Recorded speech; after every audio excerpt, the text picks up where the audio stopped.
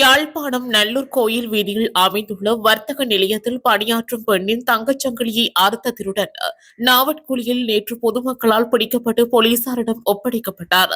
நல்லூர் கோயில் வீதியில் உள்ள வர்த்தக நிலையத்திற்கு பொருட்களை கொள்வனவு செய்வது போல் வருகை தந்த நபர் ஒருவர் அங்கு பணியாற்றிய பெண்ணின் தங்கச்சங்கிலியை நேற்று முன்தினம் அறுத்துச் சென்றுள்ளார். அத்துடன் மோட்டார் சைக்கிள் ஒன்றையும் ஆசிரியர் ஒருவரிடமிருந்து பறித்துக் கொண்டு தப்பிச் சென்றிருந்தார்.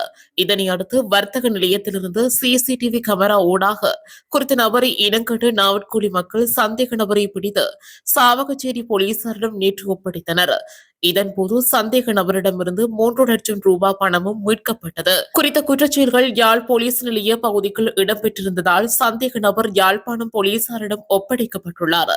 இதேவேளை குறித்த சந்தேக நபர் பல்வேறு குற்றச்செயல்களோடு தொடர்புடையவர் எனவும் சிறை தண்டனை பெற்று 1 வாரத்துக்கு முன்னரே விடுதலையானவர் எனவும் போலீசார் குறிப்பிட்டனர்.